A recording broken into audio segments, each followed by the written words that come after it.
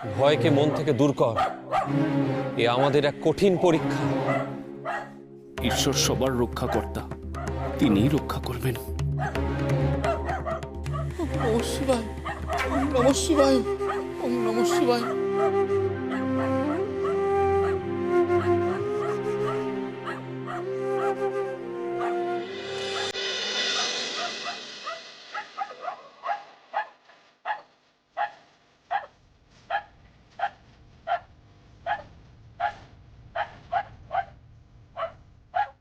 লোকনাথ, কি করছিস তুই?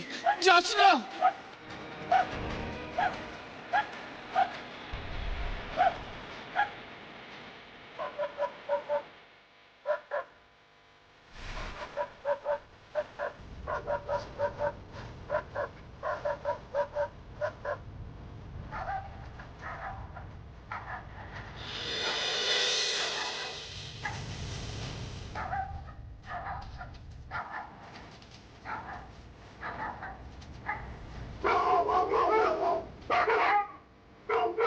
লোকনাথ, লোকনাথ যাস না। ওরা তোকে একা পেলে ছেড়ে ঘুরে খাবে। তুই একা ওদের সঙ্গে পেরে উঠবি না। আমার কথা শোন, যাস না তুই। লোকনাথ, যাস না।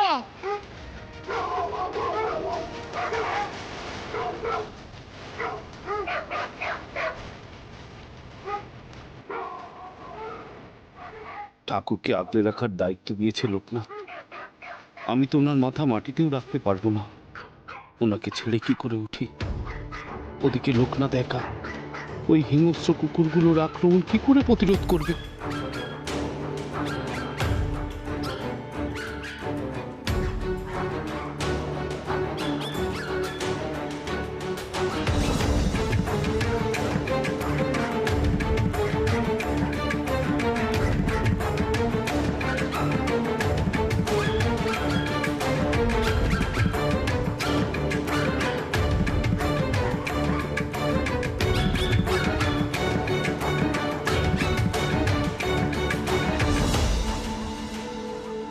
হে ঈশ্বর, আমি তো আমার গুরু ভাইকে রক্ষা করতে পারছি না।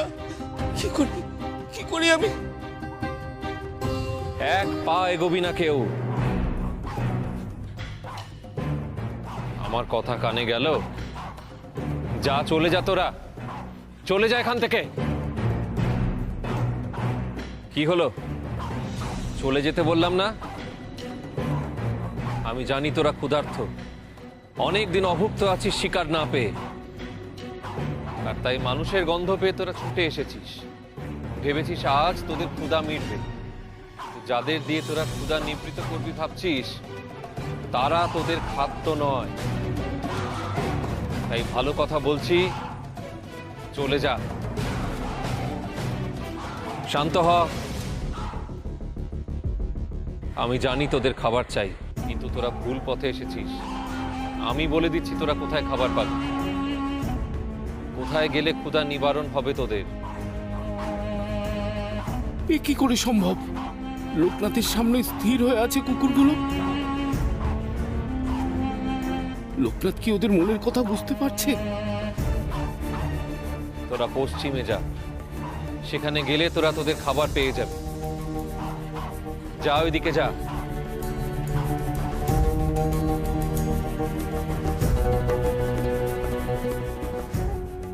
ওরা কি লোকনাথের কথা বুঝতে পারছে নাকি? লোকনাথ কবে থেকে পশুদের মনের কথা বুঝতে শিখল? আমি ঠিক দেখছি না ভুল? যা এবার ওদিকে।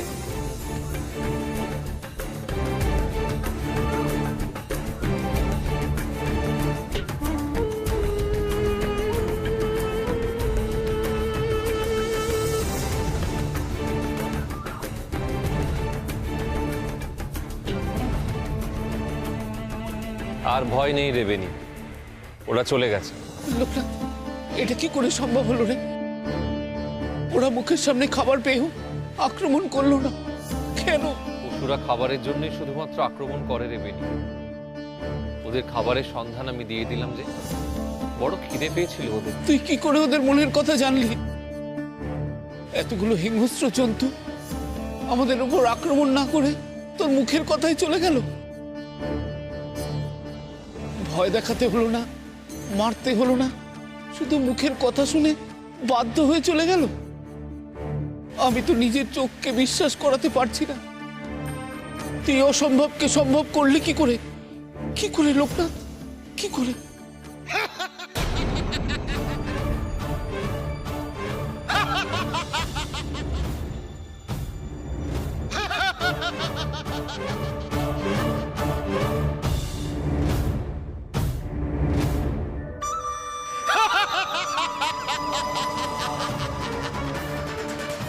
ঠাকুর, আমি কি আবার কি কিছু ভুল বললাম? কই, ভুল তো নয়। আমি নিজে চোখে দেখেছি লোকনাথ ওদের খাবারের সন্ধান দিতেই ওরা চলে গেল। আমি বুঝতে পারছি না ঠাকুর, লোকনাথ কি করে ওদের মনের কথা বুঝলো, কি করে? ওরে, লোকনাথকে জগতের বিপত্তারণ হতে হবে, সবার মনের দুঃখ কষ্ট দূর করতে হবে।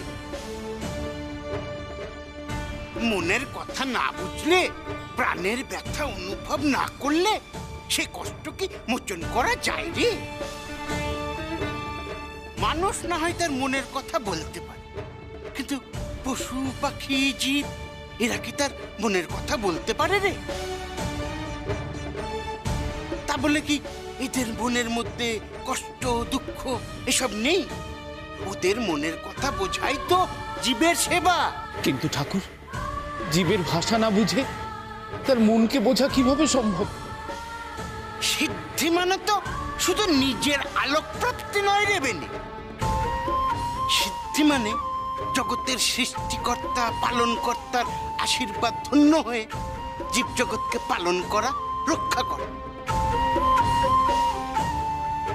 এই জীবজগতের সমস্ত অংশকে আপন করে নেওয়া। সিদ্ধি লাভ কি শুধু শরীরেরই হয় রে? আমাদের পঞ্চ ইন্দ্রিয়ের হয়। চোখের দেখা, কানের শোনা, অনুভূতি সবকিছুই তার সাথে যুক্ত। লোকনাথ ওদের চোখে ওদের মনের ভাষা কি পড়েছে? তাদের ডাকের আওয়াজে লোকনাথ অনুভব করেছে ওদের ক্ষুধাকে। কিরে লোকনাথ, তাই না? হ্যাঁ ঠাকুর, ওদের ডাকে হিংস্রতার মধ্যে কাতরতা ছিল, অভুক্ত জীবের কাতরতা। ওদের চোখ শিকার নয় ঠাকুর, খাবার খুঁজছিল যে। আমি যে ওদের কষ্ট অনুভব করলাম, নিজের ভয় ভাবনা সব ভুলে গিয়েছিলাম ঠাকুর। বড় কষ্ট হচ্ছিল ওদের কাতরতা। সাব্বাস বেটা, তোর সিদ্ধি লাভ সার্থক। সিদ্ধি মানে আমির অহং থেকে নিজেকে মুক্ত করে জীবের কল্যাণ সাধন। তুই তো সেটাই করতে পেরেছিস রে।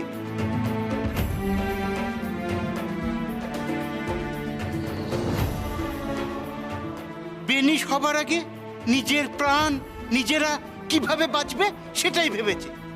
কি বেনি, আমি ঠিক বলছি তো? হ্যাঁ ঠাকুর, লোকনাথের আপনার আর আমার প্রাণ বাঁচানো ছাড়া আমি আর কিছুই ভাবতে পারছিলাম না।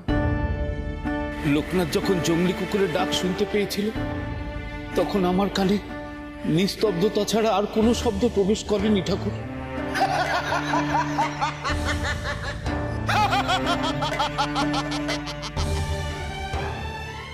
ওই যতদিন আমরা নিজের মুক্তি নিজের মোক্ষ নিয়ে ব্যস্ত থাকি, ততদিন আমরা নিজেদের চারপাশের এক ক্ষুদ্র গণ্ডির দিন রাত, আলো অন্ধকার, শব্দ নৈশব্দের খেলায় মজে থাকি।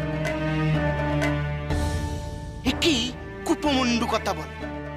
আজ আজ লোকনাথ সিদ্ধ হয়েছে কি আজ এমনি এমনি রে?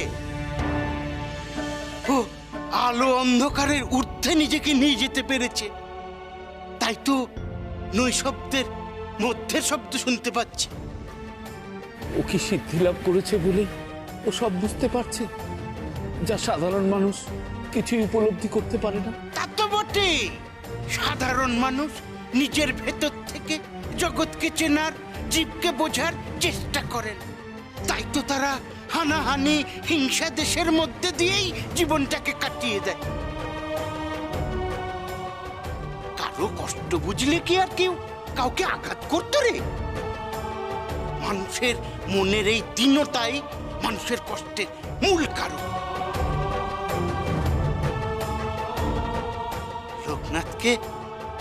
লোকনাথকে সেই দীনতাই দূর করতে হবে। আশীর্বাদ করুন ঠাকুর, আমি যেন জীবের কষ্ট অনুভব করতে পারি, তাদের কষ্ট লাঘব করতে পারি।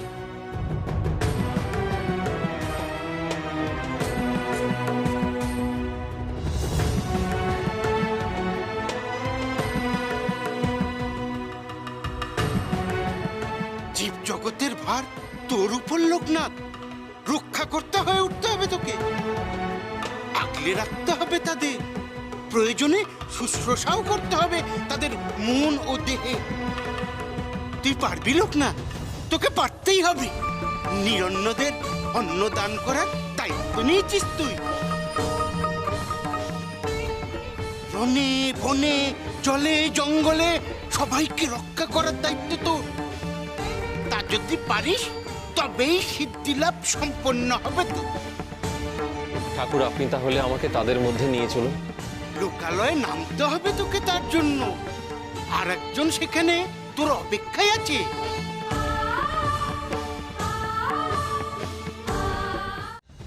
ঠাকুর, আপনি কার কথা বলছেন? কে লোকনাথের জন্য অপেক্ষা করছে? আমি জানি বেনি, গুরুদেব গুরুদেব আমার অপেক্ষায় আছেন। তিনি মৃত্যুর পূর্বে বলেছিলেন না আবার ফিরে আসবেন তিনি। আমার মন বলছে ঠাকুর, আমার গুরুদেব এতদিনে মর্তে ফিরে এসেছেন, উনি ঠিক তার কথা রাখবেন। ঠাকুর, আমার মা বলেছিল ফিরে আসবে আবার, আমার মাও কি ফিরে এসেছে? অপূর্ণ আশা নিয়ে মৃত্যু হলে তাকে তো ফিরতেই হয়, জন্মান্তর তাকেই বলে। আমার মাও নিশ্চয়ই আমার টানে আমারই কাছাকাছি কোথাও ফিরে এসেছে। বেশ, তোর মন যখন টানছে চল আমরা লোকালয়ে ফিরি, রওনা দিয়ে। এবার জীবের সেবার মধ্যে দিয়ে তোর সিদ্ধি সম্পূর্ণতা লাভ করবে। চল রে বেনি, চল লোকনাথ।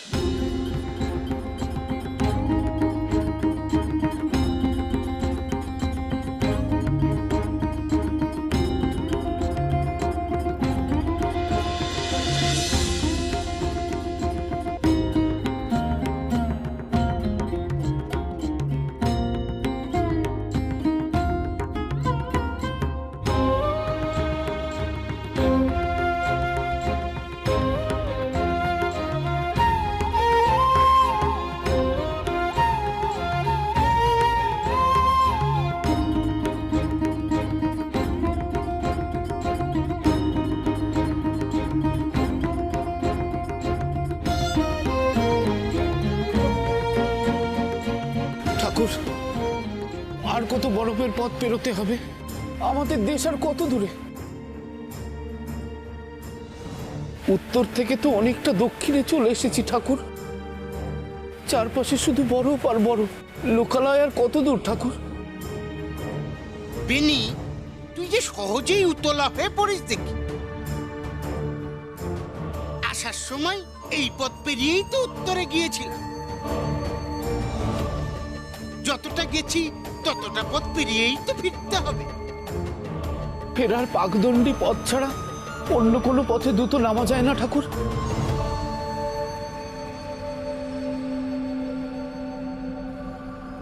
ওই এক ঢাল আছে, বে নামতে পারি।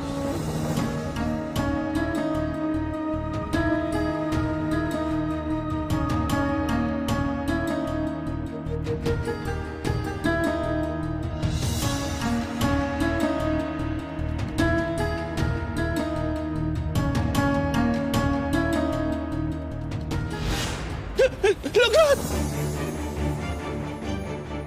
বাঁচাও ভাই, বাঁচাও, বাঁচাও। আয় বেনি। আস্তে আস্তে। আয় এদিকে আয়। এত তাড়াহুড়ো কেন করছিস বেনি? ওরে, ও সহজ পথ খুঁজতে চাইছে। কিরে বেনি, দেখলি তো, সহজ পথ মানেই অভীষ্ট লাভের পথ নাও হতে পারে। একটু হলেই তো খাদি গিয়ে পড়তি। আমি সেজন্য সহজ পথে চলতে চাই। সহজ উপায়ে যা পাওয়া যায় তা পরম পাওয়া হয় না রে বেনি। দেখ বেনি, আমরা ঠাকুরকে অনুসরণ করেই পথে এসেছি তো, আবার তাকে অনুসরণ করেই আমাদের ফিরতে হবে ভাই। চল।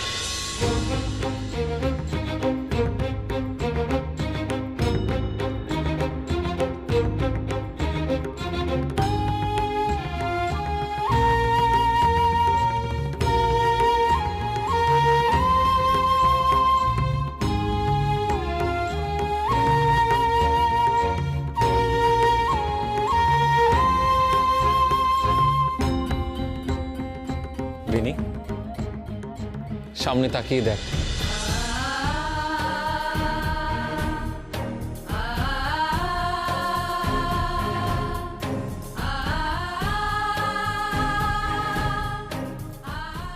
বরফ এবার শেষ হবে রে বেনি। আমরা আমরা তার মানে লোকালয়ের কাছে এসে গেছি।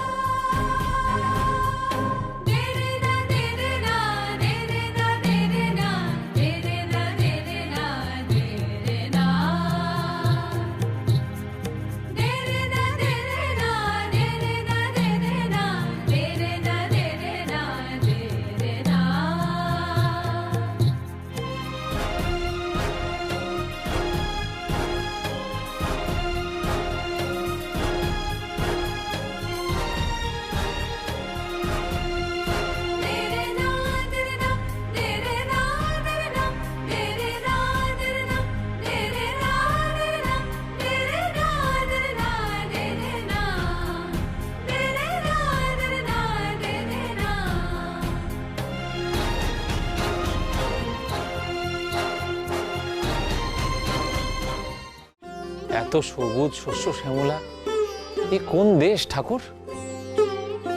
এমন সবুজের সমারোহ দেখে আমার নিজের জন্মস্থানের কথা মনে পড়ে যাচ্ছে।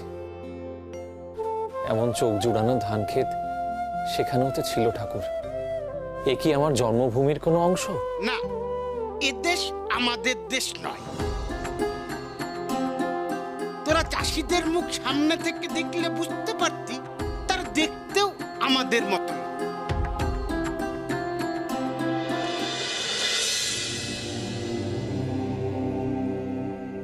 ঠাকুর, ওটা কিসের চূড়া? ওটা কোনো মন্দির নাকি?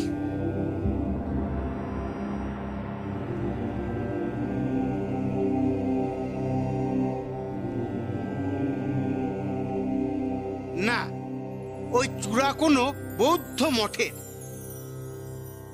বৌদ্ধ মঠ? বৌদ্ধ মঠ তো আমরা হিমালয় পরিদর্শনের সময় দেখেছি ঠাকুর।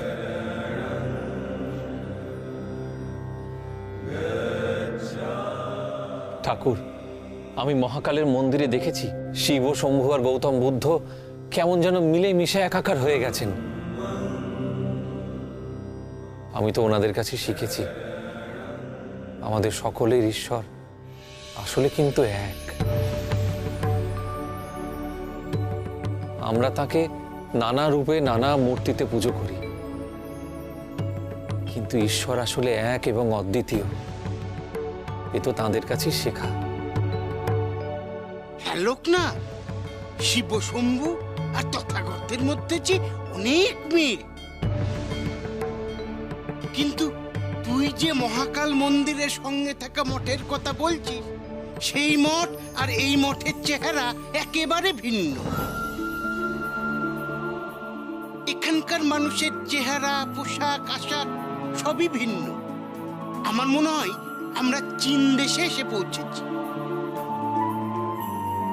যে দেশই হোক, একবারে মঠে চলুন না ঠাকুর। আমার সিদ্ধি লাভের পর স্বয়ং তথাগতর কাছে গিয়ে একবার অন্তত আশীর্বাদ নিয়ে আসি। আচ্ছা, এটা যদি অন্যদের দেশ হয়, ঢুকতে দেবে মঠে? আমরা আমরা সবাই তো এই ঈশ্বরের সন্তান। তাতে ঈশ্বর দর্শনে তো কোনো বাধা থাকতে পারে না। মন যখন টেনেছে, চল সবাই মিলে ওই মঠে গিয়ে বুদ্ধদেবকে প্রণাম করি, তারপর আমরা নিজেদের দেশে যাত্রা করব।